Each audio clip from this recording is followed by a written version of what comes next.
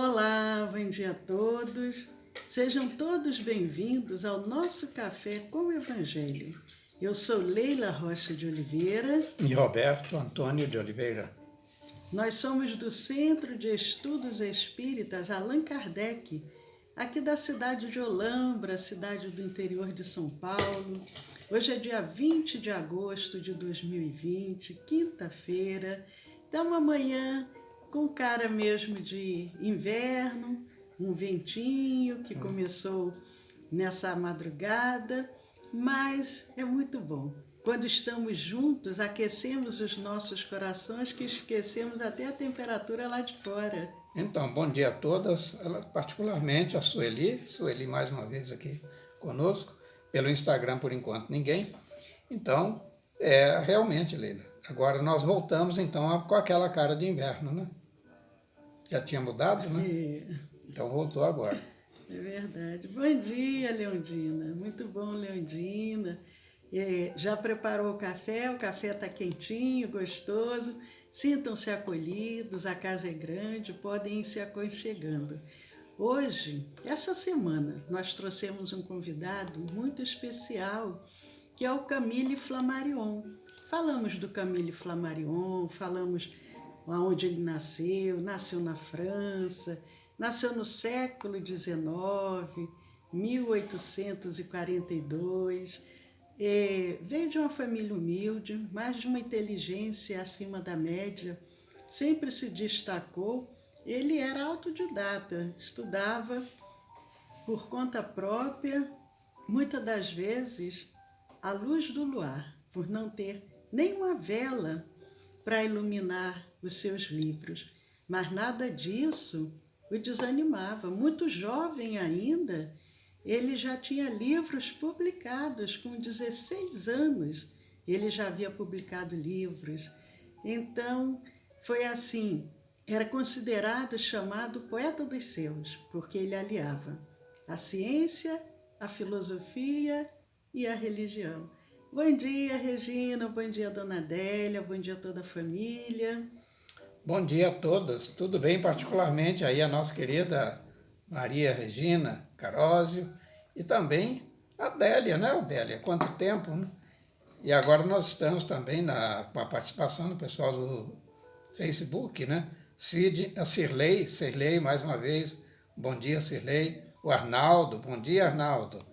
E aí, continuando, então, falávamos ainda da ascensão dessa biografia fantástica, essa vida maravilhosa, que deixou um rastro de luz entre nós, que é Camille Flammarion.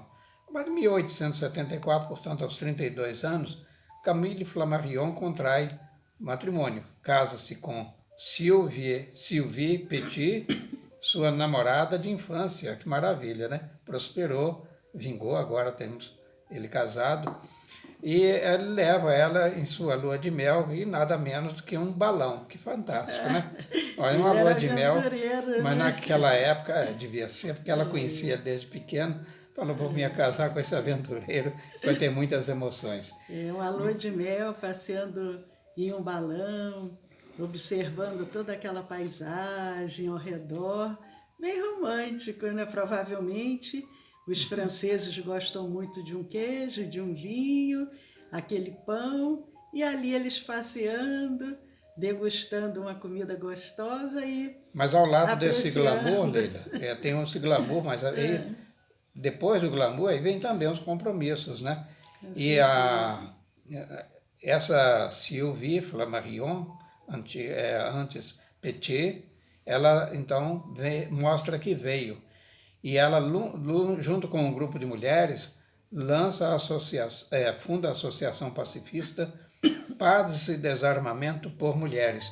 Um pouquinho adiante, casa-se em 74, né, como falamos agora, e lá em 1899, portanto, depois de 15 anos casado, naturalmente já com compromissos familiares, mas não esquece as causas sociais.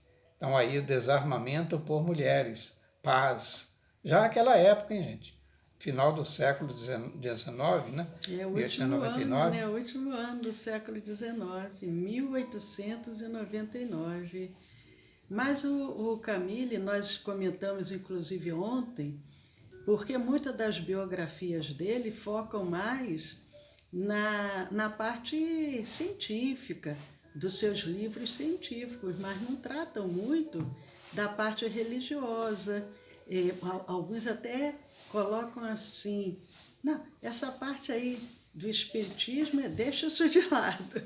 Mas ele teve esse contato muito íntimo com Allan Kardec, como nós falamos, participava daqueles estudos, das reuniões mediúnicas, isso era muito importante. Aproveitando também, mandando um abraço para a Karina Franco. Que bom, Karina, que está aqui conosco nessa manhã tão gostosa. Mandando um abraço também para a Rita Maria. Bom dia, Rita Maria. Muito bom ser aqui conosco. Ficamos felizes. Mas o Camille Flammarion, Regina Cada, a Regina também aqui conosco. Bom dia, Regina. Sueli já fala, opa, fazendo um cafezinho com pão de queijo. Olha aqui do meu lado tem um mineiro que ficou até salivando. Olha, essa mineirice vai longe, hein? Isso é muito bom. Um cafezinho, hoje que está o tempinho assim mais frio, e disseram que inclusive em Campinas ia chegar a 10 graus hoje, então tá bom, um café bem quentinho e um pãozinho de queijo. Mas o que você gostaria de falar mais, Roberto, sobre Flammarion? Então, Flammarion, ele se correspondia com todos os envolvidos naquele movimento cultural, que já falamos, né? Mais focadamente na astronomia. Então, de todos os 4 quadrantes do planeta, ele recebia correspondência. Sua mesa, seu gabinete de trabalho, era lotado de cartas, né? E ele se correspondia com muita intensidade. E não somente fazia isso, como pegava essas anotações que lhe eram colocadas através dessas cartas e publicava-as em uma revista que ele fundou em 82, que é l'Astronomie. Então, e para o Nouveau Dictionary Encyclopédique e também outras publicações. E vamos combinar que ele teria sido também, ao lado de Rousseau, Voltaire e tantos outros, os chamados enciclopedistas franceses, ele também foi um dos enciclopedistas. Agora, no ano de 1880, já voltando um pouquinho antes, Camille Flammarion recebeu o prêmio Mantier da Academia Francesa pela publicação de sua Astronomia Popular, de que já falamos. Lembra? A popularização da astronomia através deste livro, e que, aliás, aqui um mineiro, né? Falando em mineiro outra vez, né? Eurípides Bassanufo, de Sacramento, foi instado, convidado pela Maria de Nazaré, Leila, nisso. Exatamente. A instituir esse curso de astronomia popular. Então, na escola, né? Mais uma preciosa contribuição no colégio Allan Kardec, que ele vinha fundar em Sacramento. Ele dirigia uma escola, e quando souberam que, isso é Eurípides, né? Quando souberam que ele era espírita, os pais começaram a tirar todas as crianças. Ele ficou muito triste, mas Maria fala para ele, orienta, abra uma escola, dê o nome Allan Kardec e ensine, fora outras matérias, ensine astronomia.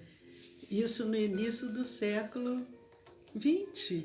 Mas, como o Roberto disse, o Camille Flammarion, ele foi reconhecido e ganha esse prêmio em função do livro que ele havia escrito, que era essa astronomia popular. Até hoje em dia, a astronomia para nós simples mortais parece tão distante, parece uma ciência assim... É um ilustre desconhecido, né? Não é tão... Uma ilustre desconhecida. Fora assim do nosso contexto do dia a dia, mas ele já faz um livro que pudesse as pessoas conseguir compreender um pouco de toda aqueles segredos dos astros, podemos dizer assim. E eu fui provocado, Leila, por essa revisita, né, à biografia do Camille Flammarion, sobretudo na astronomia, e ontem à noite eu olhei para o céu, e sobre a minha cabeça eu vi que sabe quem? Ou o quê? O planeta Júpiter. Olha. Esplendoroso. Lembrando que Júpiter é pequenininho, é 1.200 vezes maior do que a nossa Terra, né? Tem as suas 4 luas galileianas, né? Como lembramos ontem. Mas, Leila, em 1883, Camille Flammarion viria fincar os pés mesmo e transferindo residência para o Observatório de Juvisy, onde ele viria, inclusive, a desencarnar. Então, em 1883, ele foi diretor durante toda a sua vida. É lógico, então ele é o chamado pai da criança, então ia delegar outros. Claro, nesse momento, ele estava formando discípulos para dar continuidade ao seu trabalho nesse observatório, e que ainda existe e funciona, portanto, frutificou. Agora, Leila, em Juvisy também, sabe quem esteve? Não, quem? Nem Dom Pedro imagino. II. É Dom Pedro? Dom Pedro II. Olha, mas é isso que eu digo.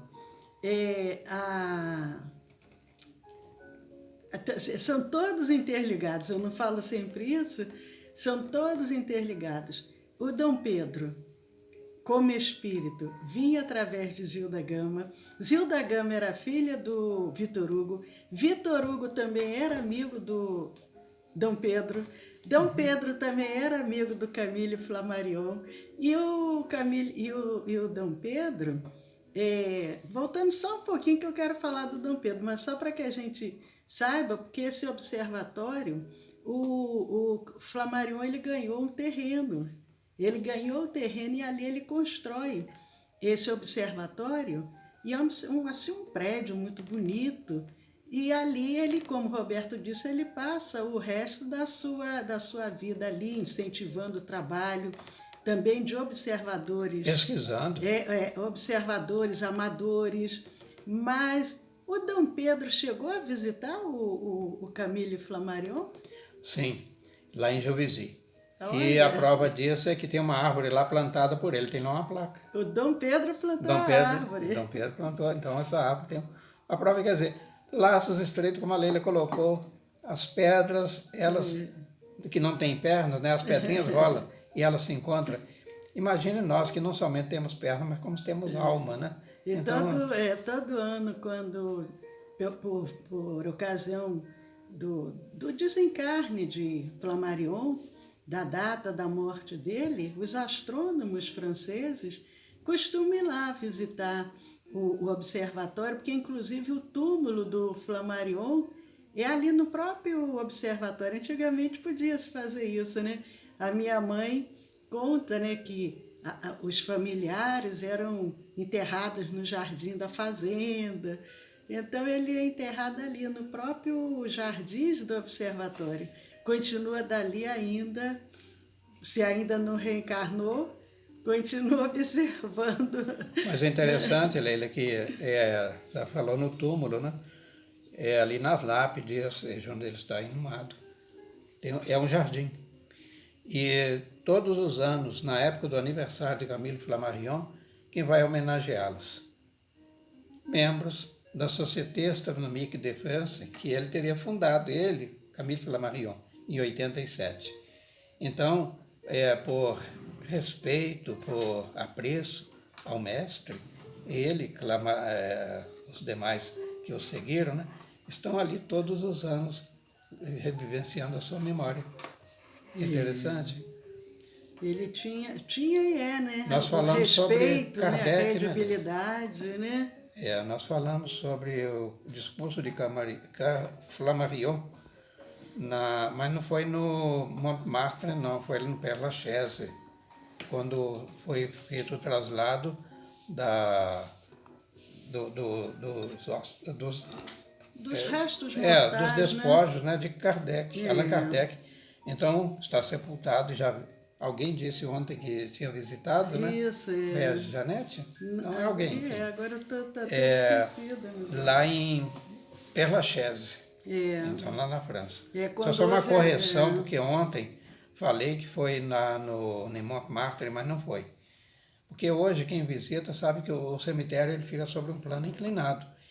E no momento em que Flammarion, despedia-se do mestre leonês, ele colocou-se numa parte mais alta, né?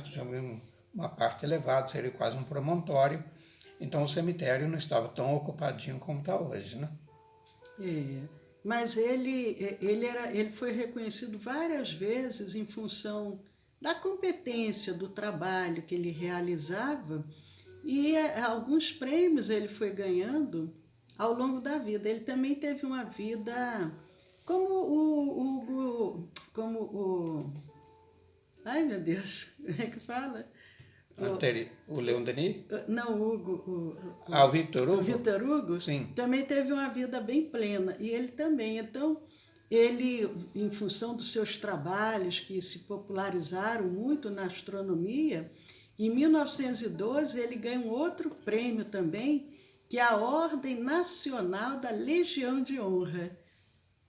Ordem Nacional da Legião de Honra. Ele ganha mais um prêmio, ele é agraciado em 1912. Aí ele já contava com uns quase 60 anos.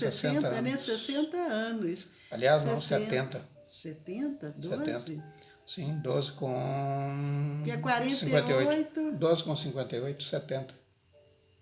Ih, eu estou ruim de fazer Ele é de conta. 1942. 42, Bom, é. agora aí ocorre um fato, entre outros tantos, né, como a vida dele era muito agitada, ao lado também das atividades intelectuais, de escrita. Ele não perdia muito tempo em oratório, debate. Ele mesmo já dizia que ele era muito tímido, que ele, bom mesmo era na caneta, né? Ele gostava mesmo de replicar as eventuais contradições, polêmicas, tudo escrito, para ficar até registrado, né? Naquela época não tinha gravador. Hoje que você fala, agora já está do outro lado do mundo. Mas aí recordamos também que, para efeito da nossa memória, o que fazemos ou falamos agora repercute na eternidade. Em 1919, ele fica viúvo, Leila. Aí ele ficou viúvo, falou, agora não quero mais saber de casamento. Foi assim mesmo? 1919. 19 ele já estava então ele falou assim, não, agora chega, está 77 anos. 77? Casar 70, mais não. Não deve ter querido casar mais, né? 77. Mas o que acontece? Me lembra o grande arquiteto brasileiro Oscar Niemeyer. Oscar Niemeyer, né? Sim. Era o que fez aquele museu de Niterói? Sim. Então, Oscar Niemeyer, ele já com bastante idade, ele acaba casando, já desencarnou com mais de 100 anos, acho que 4 anos, uma coisa assim. E ele, já com quase, acho que uns 100 anos de idade, ele acaba casando com a secretária, que o acompanhou durante toda aquela trajetória, até para que ela pudesse ter direito a algo, né? Ela que foi tão dedicada, tantos anos ali o acompanhando. E a mesma coisa aconteceu com o Flammarion. Ele ficou viúvo, já com idade, mas ele pensou, poxa, e agora? Eu vou ficar sozinho? Provavelmente ele quis unir as duas coisas. Amparar a secretária, quando ele já não tivesse mais presente, e aquela que o acompanhou durante tantos anos, escrevendo suas cartas, compartilhando ali, lado a lado, todas aquelas experiências. Não consta que ele tenha tido filhos, né, Leila? Não teve, não consta, não vi nenhuma publicação. Mas aí ele se casa, então, em 1919, com Gabrielle Renaudot, que era sua secretária, como a Leila disse, durante muitos e muitos anos. Agora, em 1923 também, ele presidiu a Sociedade para Pesquisas Psíquicas. Olha, já com quase aí seus 80 em 23, anos, estava com 81 anos. 81 anos, presidente de uma sociedade de estudos psíquicos. Lembra aqui no Brasil, Hernando Guimarães Andrade, né? Instituto Brasileiro de Pesquisas Biopsíquicas. Né?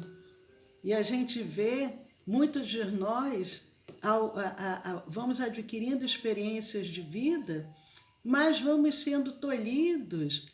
Já não tem mais competência, já não consegue. Mas aquele que não dá muito ouvido para os comentários alheios, vai em frente, né? Mais de 80 anos, presidente de uma sociedade psíquica. Maléria tem uma médium famosa, cortando você. Tem uma médium famosa mesmo. Já falamos dela semana passada. Falamos sobre Victor Hugo e ali estava quem? Nada mais, nada menos que a médium Madame Girardin. Você lembra? Lembro. Foi na casa do Victor Hugo, aonde? Aí, na ilha de Jersey. Vocês pensavam, né? que o Flammarion ficava somente lá em Paris? Não. Foi lá para a ilha de Jersey, vai pesquisar. Lá na ilha de Jersey, né? E também com a Mademoiselle Rouet. E quem? A Eusápia Paladino. Quem já estudou um pouco da mediunidade, das pesquisas, inclusive empreendidas por Charles Richer, entre outros, né? Ernesto Bozano. Eusápia Paladino. E o Flammarion, ele era muito severo, posso chamar, né? E é muito sério, e ele fazia a questão de que não houvesse nenhuma possibilidade de fraude. Porque ele diz, a mediunidade existe, mas existem também os mistificadores. Então, para separar o joio do trigo, ele era muito rigoroso nas pesquisas.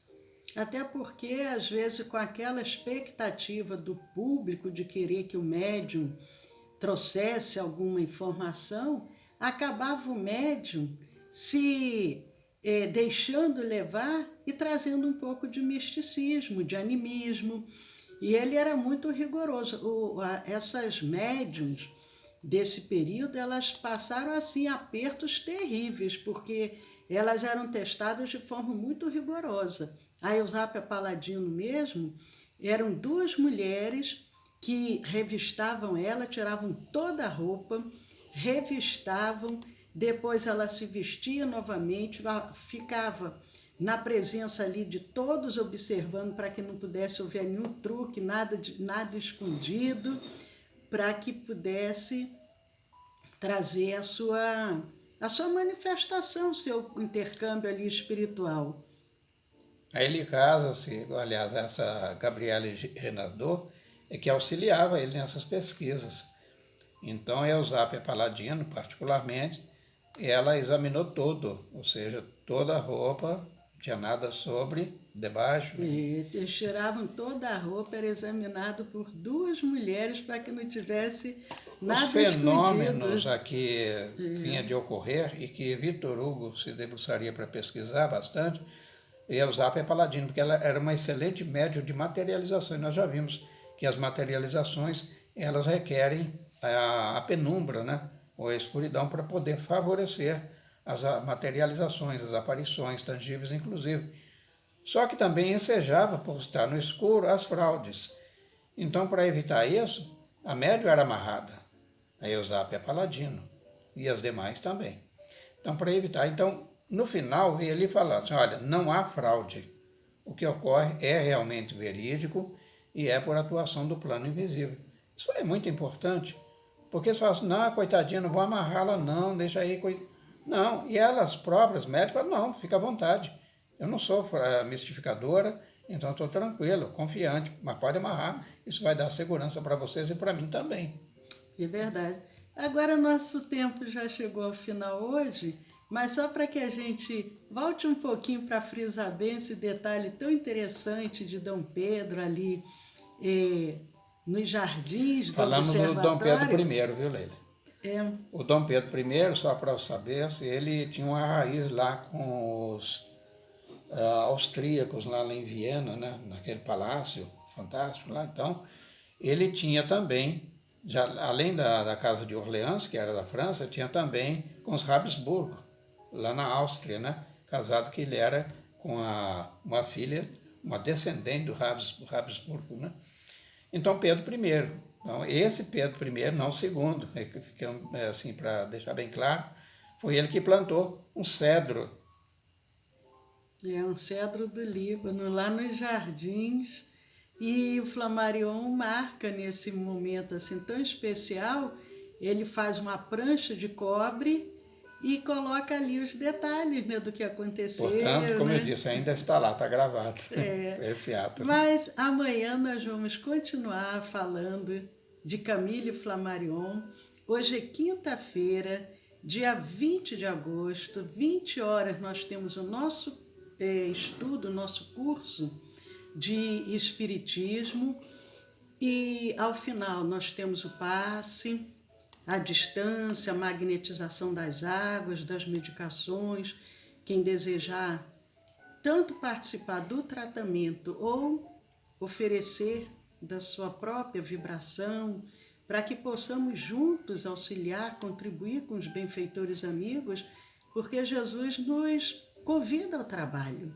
Ele diz: a seara é grande, os trabalhadores são poucos. Ide e curai. E com essa proposta de Jesus, nós temos procurado diariamente fazermos uma vibração, a irradiação, o passe à distância, contribuindo com os amigos espirituais.